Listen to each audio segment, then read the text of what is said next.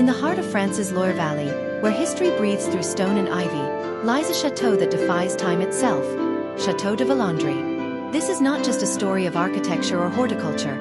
It's a tale of ambition, loss, love, and rebirth. As you step into this world, let your imagination be guided by the echoes of centuries past. Feel the warmth of a forgotten era brushing against your skin, as if history itself is inviting you in. The sun rises gently over rolling hills, casting golden light across slate rooftops. You are here now, at the threshold of a dream made real. Long before it bore its current name, the land was known as Columbine, steeped in mystery and medieval intrigue. A fortress once stood proudly here, watching over kings and kingdoms like a silent sentinel. Imagine knights clanking through the courtyard, their banners snapping in the wind as alliances were forged and broken within these ancient walls. In the early 16th century, Jean Le Breton, a powerful figure under King Francis I, saw potential in the crumbling estate. He envisioned a home worthy of his legacy, blending old strength with new elegance. The original keep still stands today, whispering secrets of Richard the Lionheart and Philip Augustus' fateful peace talks. The chateau rose anew, a Renaissance jewel nestled among vineyards and orchards. Its facade shimmered in the sunlight, a blend of Gothic grace and Italian flair, standing as a testament to French artistry. Each stone told a story of transformation, from military might to aristocratic splendor. The Le Breton family ruled for over 2 centuries, hosting lavish feasts beneath frescoed ceilings. Laughter echoed through candlelit halls, while poets and painters immortalized the beauty of Villandry. It was a sanctuary of culture, where ideas bloomed as freely as the roses in its courtyards. But no dynasty lasts forever. The winds of revolution swept through France, tearing down the old order with fiery fervor. In 1789, the chateau was seized, its grandeur deemed a symbol of tyranny. Statues were toppled, tapestries burned, and the gardens trampled underfoot. The Marquis de Castellane, who had once danced in silk beneath crystal chandeliers, fled in fear for his life. The estate lay abandoned, its windows shattered, its corridors echoing with silence. Nature began to reclaim what man had built, vines creeping up the stone walls like fingers of time. In the early 1800s, the tides shifted again. Emperor Napoleon Bonaparte, ever the strategist, gifted the property to his younger brother Jerome. But unlike his elder sibling, Jerome never truly embraced Villandry. He left it untouched, a sleeping beauty in a forgotten forest. The chateau faded deeper into ruin, becoming a relic of a bygone age. Locals whispered of ghosts haunting its empty halls, of treasures buried beneath creaking floorboards. Yet something lingered, a sense that greatness could rise again, if only someone dared to believe. Enter Joaquim Carvallo, a Spanish-born physician with an artist's soul and a scientist's mind.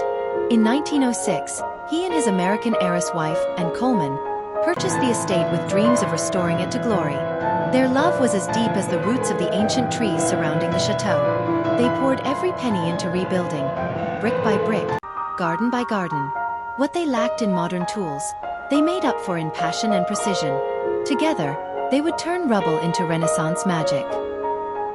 The gardens became their masterpiece, a living canvas of symmetry and color.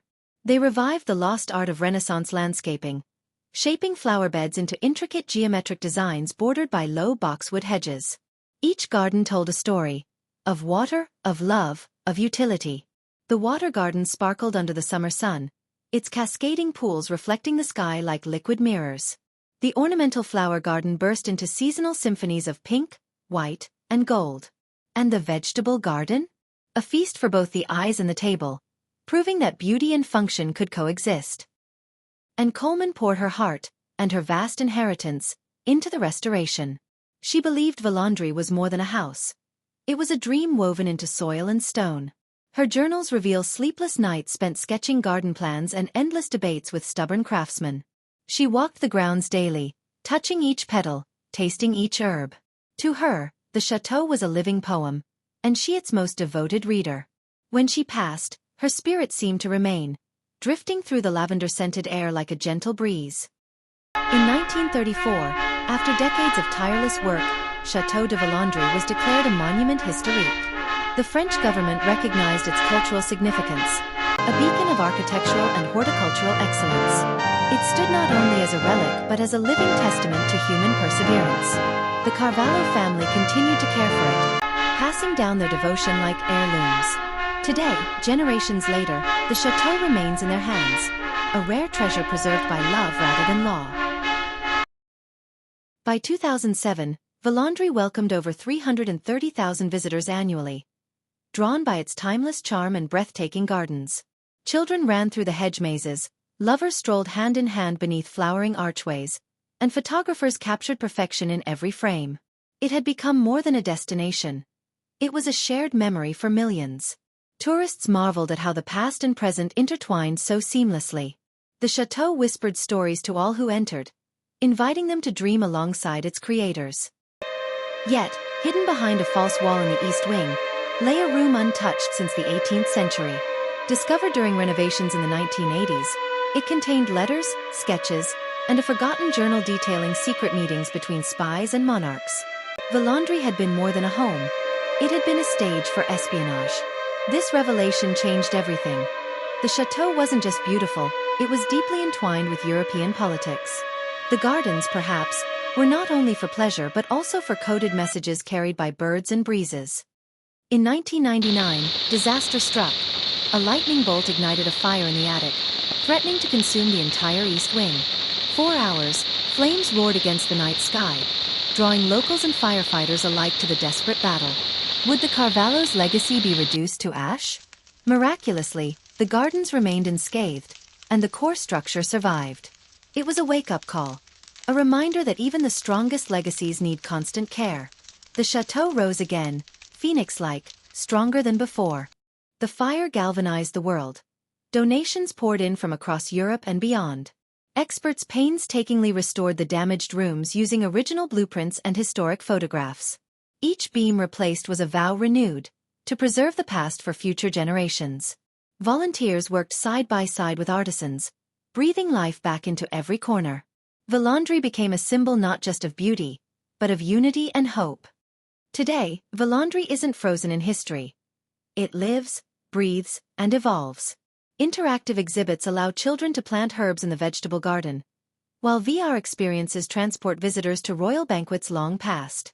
Festivals, concerts, and art installations bring fresh energy without compromising tradition. It's a place where Shakespearean plays are performed under starlight, and jazz floats through the hedge-lined paths. Villandry proves that history can be vibrant, not just venerable. Now led by descendants of Joachim and Anne, the Carvallo family continues to nurture the estate with unwavering dedication. They host lectures on sustainable gardening, publish books on Renaissance design, and mentor young architects. Their mission? To ensure Villandry thrives for centuries to come. Their offices overlook the same gardens their ancestors planted, now teeming with bees and butterflies. The connection is palpable, past, present, and future united in purpose. They are not just caretakers, they are custodians of a living legacy. As dusk settles, the chateau glows amber in the fading light, casting long shadows across manicured lawns. The scent of rosemary and lavender lingers in the air, mingling with the distant laughter of departing guests. This is the moment when Villandry feels most alive, suspended between day and eternity.